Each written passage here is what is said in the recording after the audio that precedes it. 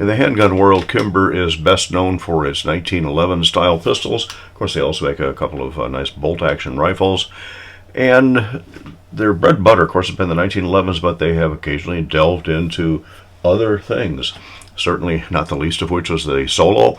Kind of ill-fated, but no, this one has always worked well. And then the micro guns, what they call the Micro, and then the Micro 9. The original Micro was just the Micro 380. They followed that up with what they call the Evo, and unlike the Solo, the Evo takes the Micro mags, but again, single stack metal frame, and they even delved into the polymer frame one for a while with the R7 Mako, and of course that's had a follow-up with the carbon, Kimber Carbon Compact. Interesting gun. I've done a review on most of these at some point. And of course they've jumped into the double stack market with the KDS9C, that's Kimber Double Stack 9 Compact. Got a couple of those. I've done reviews on at least one of them. And certainly into the, the 2K11, their version of the competitive type or almost uniform duty type 2011 style guns. Anyway, their bread and butter has been handguns. They've done some strange stuff off and on. Well, not strange, but different stuff. But the one that I was most interested in, because I really did like the KDS9C, was the new Kimber CDS9 for Covert Double Stack 9. That interested me because it seems like, well, wait a minute, double stack, 1911 style, but it's not. We'll talk more about that. Anyway, I picked one up. Unfortunately, the place I bought it from leaves tape on the box that I can't get off. Kind of ruined the value of the box, but oh well. So let's take a look and see what's here. Nice way to pack a firearm. That's what a lot of companies are doing that nowadays. And you get your manual. I want to come back to the manual here in just a quick second. Let's see. You also get additional fiber rods for the front if you want, but because the gun does have a fiber optic front sight. Different rods. You can actually put a blackout in there, so you have just a black front sight. It's got a very beefy rod, red and green, couple of reds in there, and a tool to put them in, and the usual trigger lock, and of course the Kimber decal. But the reason I want to come back to before I do that, it is built also so you've got mag pouches and areas for mags inside. Padded case, you can put a couple of guns in there if you want. So anyway, it's certainly a nice option, and or not an option, a nice way to pack the Kimber. All right, I'm going to go on a very brief rant here. You've probably heard my other rants if you follow this channel for any length of time about owner's manuals. Looks like an owner's manual, right? It is not. It is strictly, let's see, 35 pages of warnings, and the lawyers obviously got involved in this one. But if you want an owner's manual, you have to scan the QR code up here, and of course that does not do any good at all for the several million people in this country who don't, and maybe other countries too, who don't have access to high-speed internet. And then go to print out the manual. Come on, Kimber. I know other manufacturers are doing this too. It costs you probably 50 cents to $1 to include a paper manual, and that'll help keep the people who don't have internet access handy. All right, enough about that. Let's get on to the CDS9. Looks kind of small there, so let's zoom in just a little bit. All right, when I first saw this gun advertised, actually I followed the firearm guy. If you haven't checked his channel, definitely he can say more in 6 minutes than I can in 20, but that's neither there. I'm going to try not to keep this one that long. Anyway, after seeing it on his channel and seeing it on a couple others, man, I just kind of had to have it. My first thought was it was really going to be kind of a scaled down KDS9C, but it really wasn't. And I thought if that was going to be the case, that it would be a real good complement to my Alpha Foxtrot S15, 15-round 1911 style pistol. Turns out that's not happening either. But okay, so is it just a scaled down or scaled up rather? No, not the Evo. They dropped the Evo. What about just the micro gun? Now, it does have a lot in common with the micro gun. It really doesn't have anywhere near as much in common with the 1911 as people would think. Let's all start with some of the things that are about this particular gun and maybe how they're not 1911-ish. Start from the top. I mentioned the fiber optic front sight. It does have a very beefy front sight. I do like that. And it looks like it's got, probably goes in from the front. I haven't taken this out, and it's got a little it looks like a set screw in there. By the way, before we go any farther, to keep everybody happy, this gun is unloaded, magazine is empty. So as I'm working these guns, they've all been safety inspected. They are all unloaded. Flat top slide, it's sort of a tri-top, but not quite. No serrations on it. You really don't need them, especially on a micro gun. It does have a witness hole here in the top for a loaded chamber indicator, if you will, and you'll notice that it's also optics ready. Of course, you take off the optics plate, you lose the rear sight, which concerns me a little bit because it doesn't look like that front sight is easily replaceable. And I know that die-hard optics folks will say that there's only one kind of optic, and that's the kind there. It's always going to work. Doesn't matter what brand you get. Well, no, not true. There's two kinds of red dot optics, and I do carry one on my everyday carry gun. Those that have failed and those that will fail. In fact, at our league last night, we had one of our long-term league shooters, a very, very accomplished shooter, show up, and her dot failed. Well, obviously you shouldn't change the battery once a year like I recommend. But again, I've actually had dots fail on me, even high quality dots. So I want, for a carry gun, if you're going to put an optic on, I want co-witness iron sights. No way to do that on this. You lose your rear sight. Now some iron sights have, or excuse me, some red dots have a notch in it that you can use for a rear sight. But then again, if you can't add it to co-witness the front. I've got an optic coming for this, and we'll see how that all works out. Anyway, it is optics ready. I like that. The sort of fish scales on the side, that's a little bit reminiscent of the Smith & Wesson E-Series. All right, has a manual safety and certainly a slide stop lever, but if you notice on the opposite side of the gun, it still has a manual safety, and it still has the slide stop lever, which actually does work. You'll see an external extractor here. Yeah, I know, a 1911 purist, but hey, this isn't a 1911, so not going to worry about it. Magazine release is very easy to get a hold of, right in front of the G10 style grips. I haven't checked, but I suspect these are VZs, but don't quote me on that.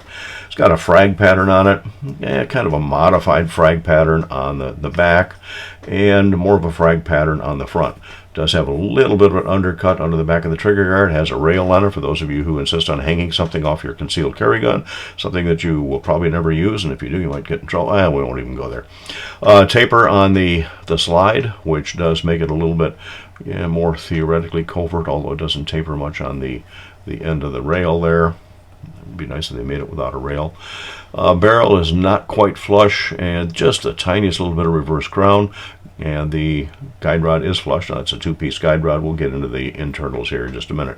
Exposed hammer, but the other thing that separates it, no grip safety, of course. And the trigger is a pivoting trigger, not a sliding trigger like you get on a typical 1911 or even on the KDS9C. It's pivoting. And this trigger is actually relatively nice. An average over the course of 5 pulls comes out to 4 pounds 4.6 ounces. So again, it's in a good weight range for a concealed carry gun. I like that. The function of the trigger, again, I've already showed this gun is unloaded. You got a little bit of take up. There's a little bit of sponginess to start with because it's defeating the firing pin block in here, which we'll probably get to in a minute. And once you get past that little bit of sponginess, it is a nice, short, clean break. No over travel. And for those of you who are big into shooting to reset, I don't, but it does have almost a full extension on the reset. Doesn't have a trigger tab on it, but the one thing I don't like, it's got a little hook on the end. I'm guessing that's designed to keep your finger from, keep it in the center. I like shooting with my finger right on the very bottom, especially on a pivoting trigger. Because remember, it's simple physics. The farther away you get from the pivot point, the easier it is, the more you have leverage on it. But when I do that, I'm getting that point right on my finger, and it's actually uncomfortable. I don't care for that little hook. Some people will, but just personal preference. You'll see it also has a magazine with a little finger grip on it. It comes with a 13-round magazine, which is really just a 10-round mag with a +3 finger extension on it, and it also comes with a 15-round magazine that is actually designed as a 15-round magazine. So the plastic component here is actually not a plus extension. Speaking of 15s, though, 15-round magazine in the KDS9, but they are not the same. Looks the same from the side. And it looks like if you were to take the sleeve off of this, the CDS9, it would work. They're the same width, same front to back, same follower design, except notice the difference in where the magazine catch notch is. They're not in the same place, so therefore, even if you could get this magazine from the CDS9 in, which you can push it in, it's not going to lock in place, and certainly it won't fit vice versa. Alright, so it comes with the 13 and the 15. The 10 round is optional. It does come with the 2 mags though, and by the way, the mags aren't very expensive. I think they run around $25 each, because once I put the order in for the gun, I actually ordered 2 10s and the 13. And I know you're commenting, why didn't I just order 15s? Well, because I want to carry this gun concealed, and the concealment for a 10 round mag with a little finger extension, I can almost get the 3rd finger on there a little bit, is going to be a little better than with the 13 round mag. Now I can get a full grip on it. Actually, I don't need it quite that long, but again, that got that more sticking out, so therefore, I know for you guys who carry appendix inside the waistband, that's not a big deal. It's going to hide. Hey, I'm not built that way, and I don't carry appendix inside the waistband. In fact, a lot of people still carry on the hip, or maybe even in the pocket. Therefore, the 10 round is designed for that. I posted something on one of the Kimber forum boards a couple days ago about it would be nice if somebody could print a +1 on this. That's all I want, +1. I don't want a +3, maybe a +2, but I'd like to get just a little bit more so I can get my finger on that. I don't need as much as you've got with the 13 round mag. Anyway, enough of that. Would I carry the 15 round as a spare? Yeah, probably. But when I want to hide the gun, when I want to conceal it, I want the 10 round mag in there. All right, logical comparisons with this, and I will bring out a couple of Kimber's other, I won't say mistakes, one of them is still in the catalog, but the logical comparison would be with the CSX, the Smith & Wesson CSX. Now this is the original CSX. This has a 12 round magazine in it that you can't get 12 rounds in, barely. And by the way, the gun is of course unloaded. I haven't gotten a hold of the new CSX E-Series yet. I've carried this gun. I like it. A lot of people don't like the feel of the trigger. The trigger has worked just fine for me. Again, pivoting trigger, manual safety that is ambidextrous. Same with the slide stop lever, that's ambidextrous. This gun has served me very, very well. Accurate, reliable, easy to shoot, and actually with a 12 round mag, I can just about get that 3rd finger on there. Is that mag size any different than the Kimber one? And the answer is yes, it is. A little bit longer. All right, so comparison size-wise, and let's put that's a 12 round mag. I can get 11 in it. I can get 10 in this. That's close enough for government work. With the 11 or 10 round mag of the Kimber, the 12 round mag in the Smith & Wesson, the profiles that way are pretty close height-wise. Let's look at it from the back. The width on the Kimber is just a little bit more. A little bit of a palm swell in the Smith, not much, just a little. Beaver tail's a little wider on the Kimber. Height's about the same that way, looking at it from the top. And the barrel on the Kimber is just a hair longer than the barrel on the CSX. Sight radius on the Smith & Wesson, on the other hand, is just a little bit longer. So relatively comparable guns. The CDS9, when I've got a 10 round mag in the gun and I've got 11 rounds for it, comes out to 26.1 ounces, whereas the CSX with 11 in the mag, which is all I can get in, plus 1 more for the chamber, it gives me 12 rounds total, is 25.2. So 1 extra round and almost an ounce lighter for the CSX, which by the way is aluminum frame, as is the Kimber.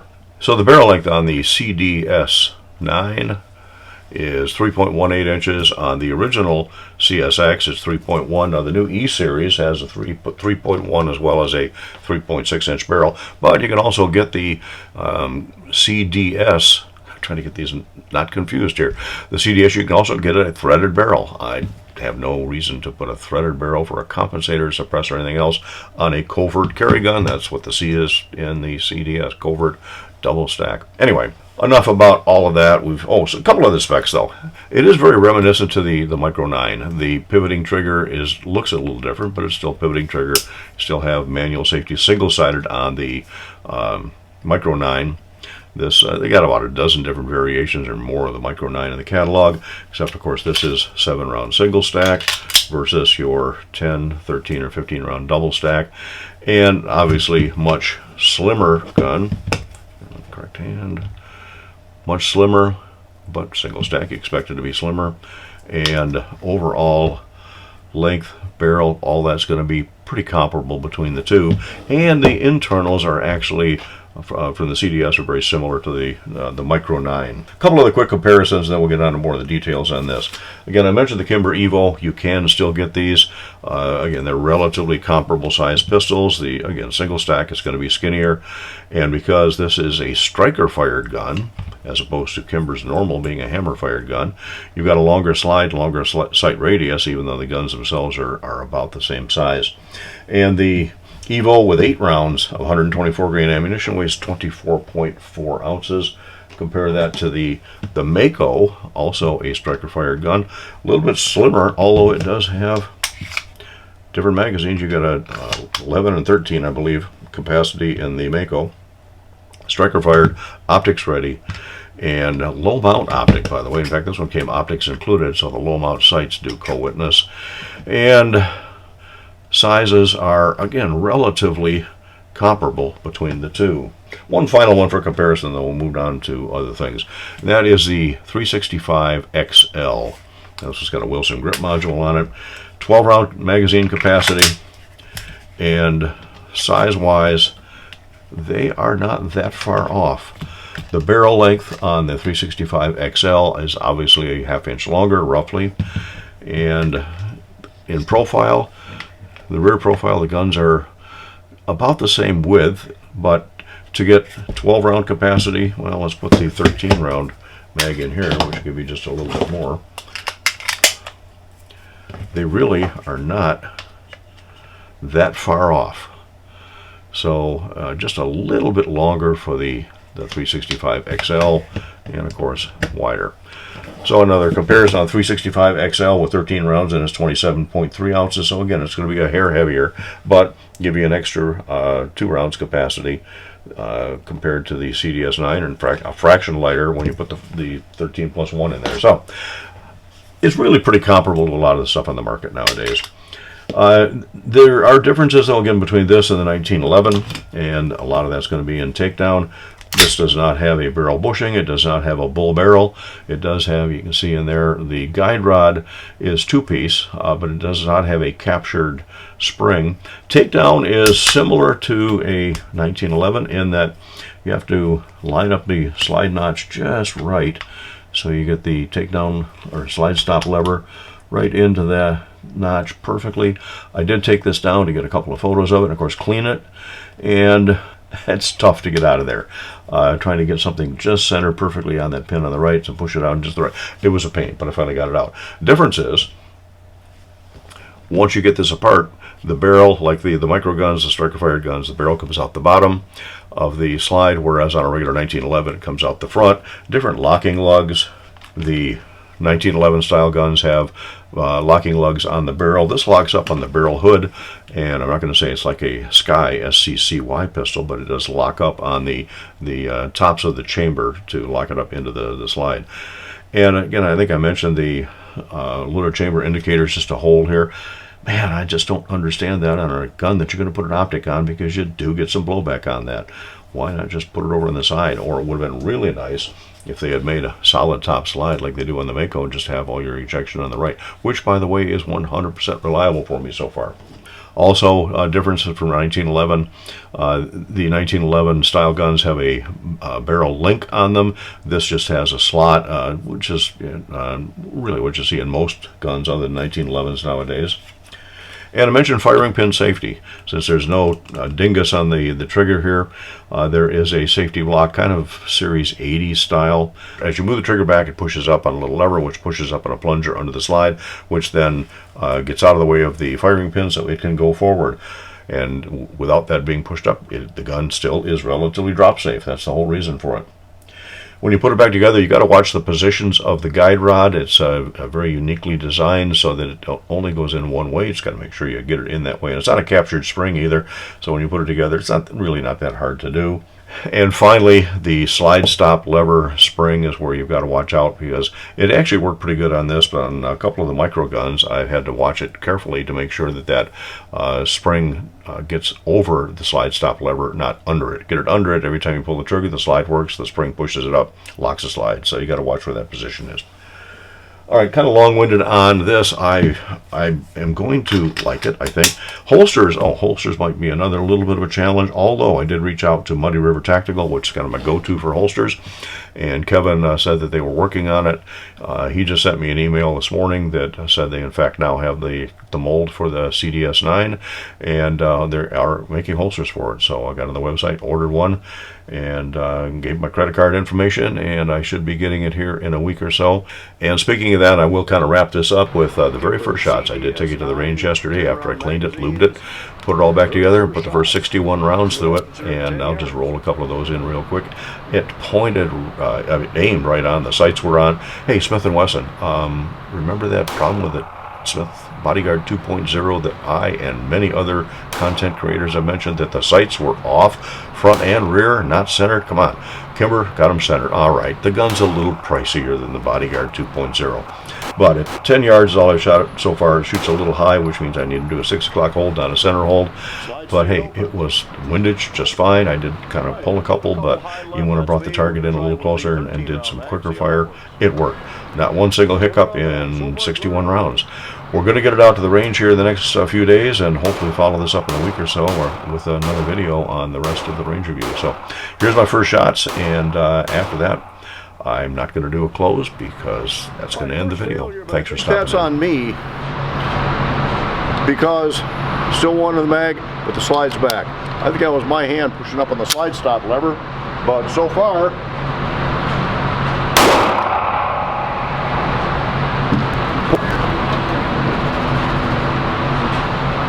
all right, big smile on the face for the CDS9, first 61 rounds.